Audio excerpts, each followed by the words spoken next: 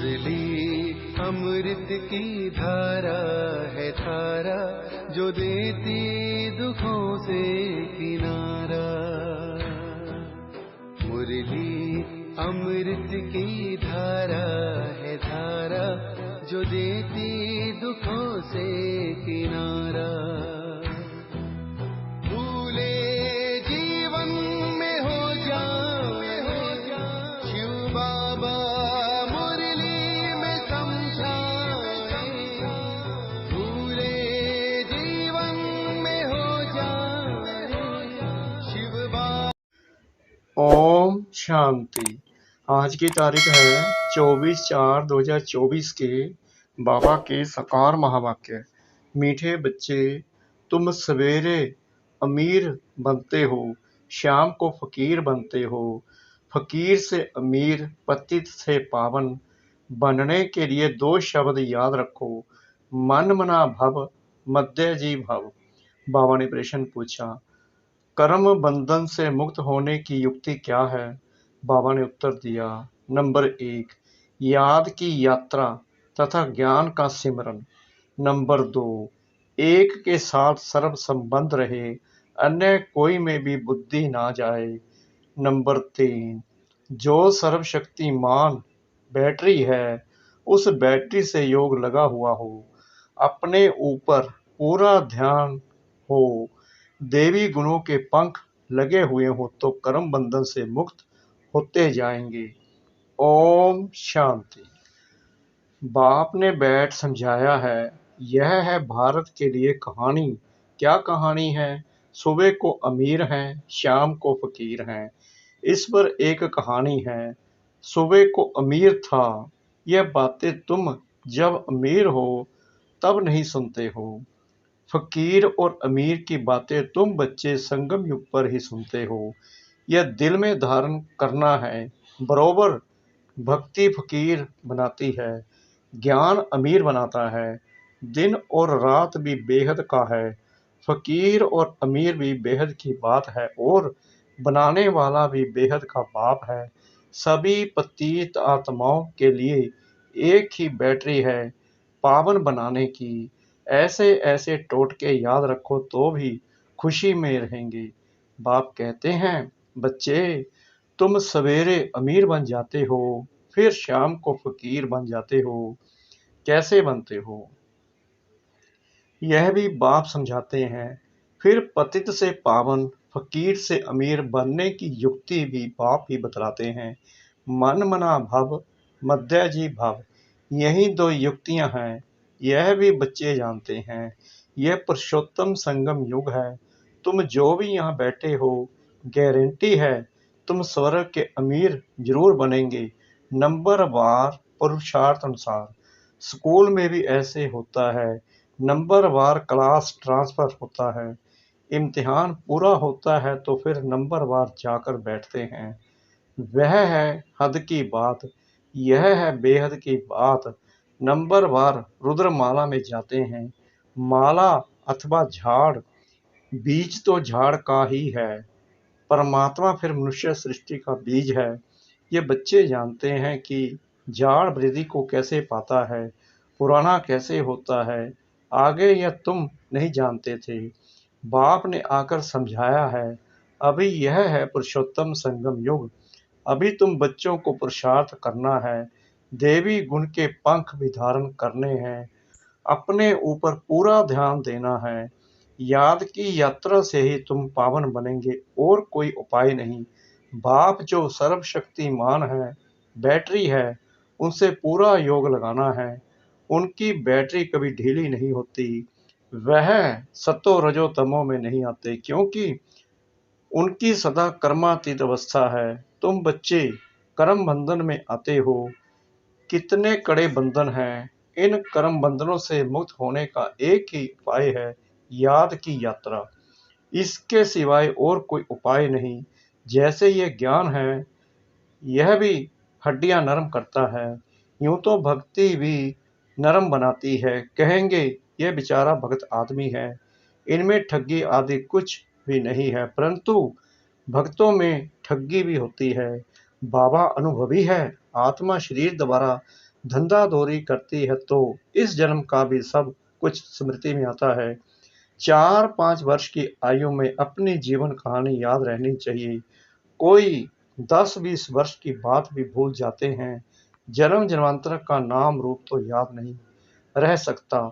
एक जन्म का तो कुछ बता सकते हैं, फोटो आदि रखते हैं, दूसरे जन्म का तो पता नहीं रह सकता। हर एक आत्मा भिन्न नाम रूप देश काल में पाठ बजाती है। नाम रूप सब बदलता रहता है। यह तो बुद्धि में है, कैसे आत्मा एक शरीर छोड़ फिर दूसरा लेती है। जरूर 84 जन्म, 84 नाम, 84 बाप बने होंगे। अंत में फिर तमो प्रधान संबंध हो जाता है। इस समय जितने संबंध होते हैं उतने कभी नहीं होते हैं। कलयुगी संबंधों को बंधन ही समझना चाहिए। कितने बच्चे होते हैं, फिर शादी करते हैं, फिर बच्चे पैदा करते हैं। इस समय सबसे जास्ती बंधन है चाचे मामे काके का। जितने जास्ती संबंध उतने जास्ती बंधन। अखबार में पढ़ा 5 बच्चे इकट्ठे जन्मे, पांचों ही तंदुरुस्त। हिसाब करो कितने ढेर संबंध बन जाते हैं। इस समय तुम्हारा संबंध सबसे छोटा है। सिर्फ एक बाप से सर्व संबंध है। दूसरा कोई से भी तुम्हारा बुद्धि योग नहीं है सिवाय एक के। सतयुग में फिर इससे जास्ती है। हीरे जैसा जन्म तुम्हारा अभी है। हाईएस्ट बाप बच्चों को अडॉप्ट करते हैं। जीते जी गोद में जाना वर्षा पाने के लिए सो अभी ही होता है। तुम ऐसे बाप की गोद में आए हो जिससे तुमको वर्षा मिलता है। तुम ब्राह्मणों से ऊंच कोई है नहीं। सबका योग एक के साथ है। तुम्हारा आपस में भी कोई संबंध नहीं। बहन भाई का संबंध भी गिरा देता है। संबंध एक से होना चाहिए। यह है नई बात। पवित्र होकर वापिस जाना है। ऐसे अच्छे विचार सागर मंथन करने से तुम बहुत रौनक में आएंगे। सतयुगी रौनक और कलयुगी रौनक में रात दिन का फर्क है। भक्ति मार्ग के समय है ही रावण का राज्य। पिछाड़ी में साइंस का घमंड भी कितना होता है। जैसे सतयुग से भेंट करते हैं। एक बच्ची ने समाचार लिखा कि हमने प्रश्न पूछा कि स्वर्ग में हो या नरक में, तो 4-5 ने कहा हम स्वर्ग में हैं। बुद्धि में रात दिन का फर्क पड़ जाता है। कोई समझते हैं हम तो नरक में हैं। फिर उनको समझाना पड़ता है कि स्वर्गवासी बनने चाहते हो। स्वर्ग कौन स्थापन करते हैं? यह बहुत मीठी मीठी बातें हैं।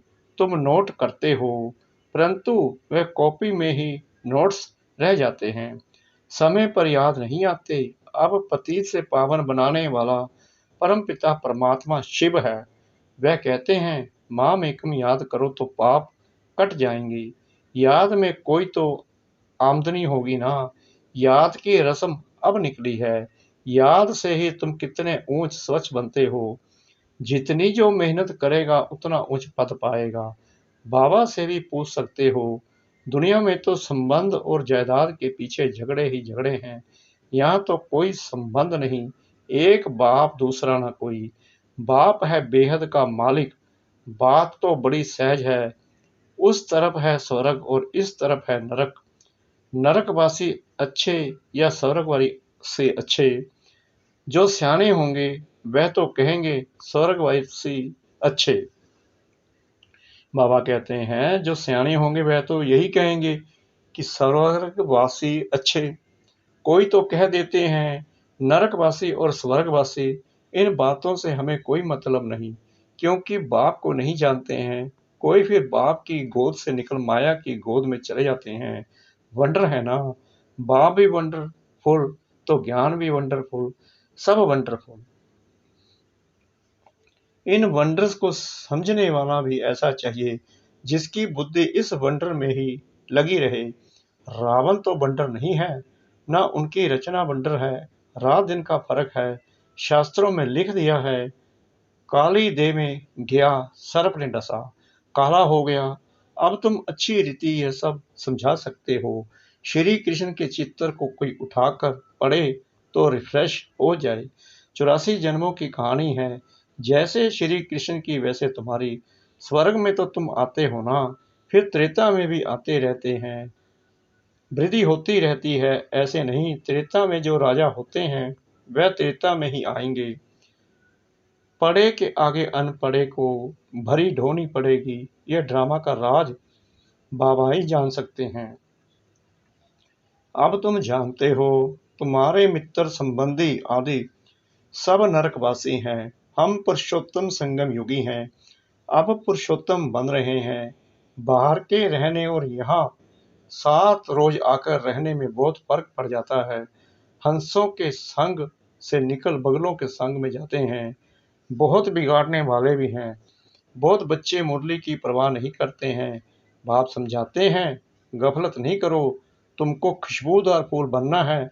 सिर्फ एक बात ही तुम्हारे लिए काफी है, याद की यात्रा। यहाँ तुमको ब्राह्मणों का ही संग है, कहाँ ऊंच ते ऊंच, कहाँ नीच।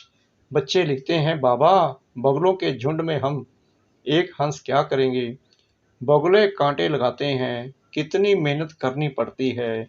बाप की श्रीमत पर चलने से पद भी ऊंच मिलेगा। सदैव हंस होकर रहो। बगुले के संग में बगुला ना बन जाओ।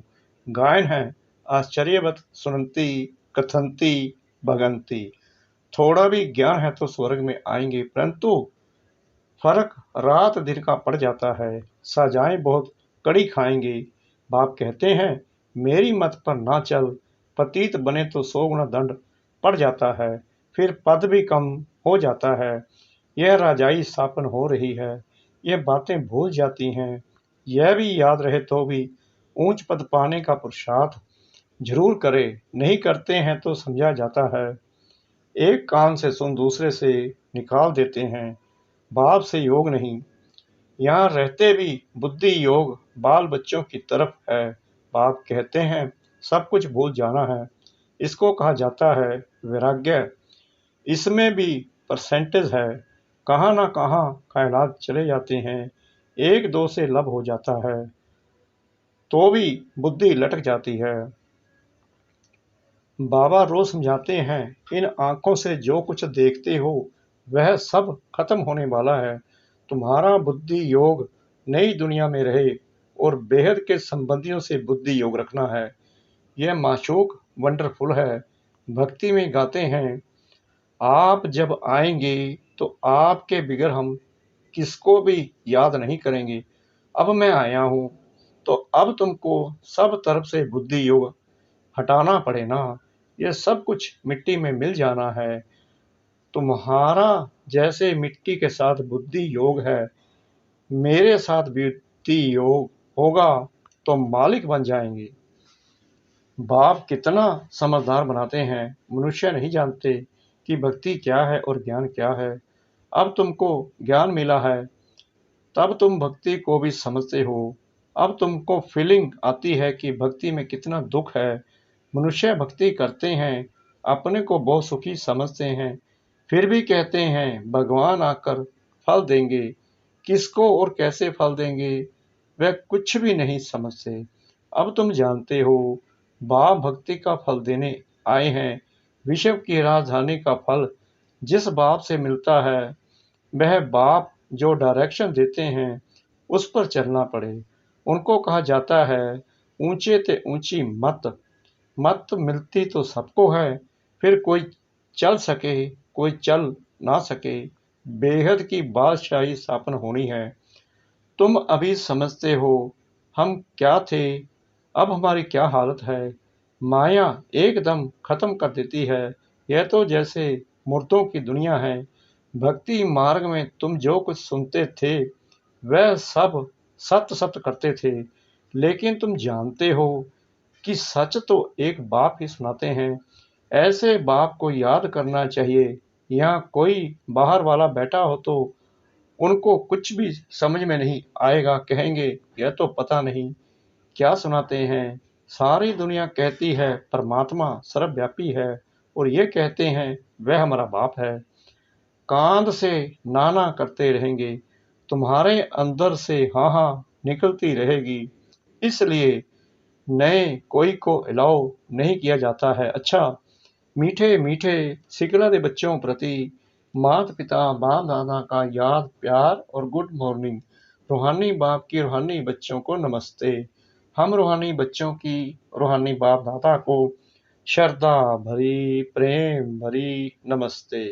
शुक्रिया बाबा, शुक्रिया बाबा, शुक्रिया बाबा इस मीठी मीठी मीठी मुरली के लिए। धारणा के लिए मुख्य सार। नंबर 1, खुशबूदार फूल बनने के लिए संग की बहुत संभाल करनी है। हंसों का संग करना है, हंस होकर रहना है। मुरली में कभी बेपरवाह नहीं बनना है, गफलत नहीं करनी है। नंबर 2, कर्म बंधन से मुक्त होने के लिए संगम युग पर अपने सर्व संबंध एक बाप से रखने हैं। आपस में कोई संबंध नहीं रखना है।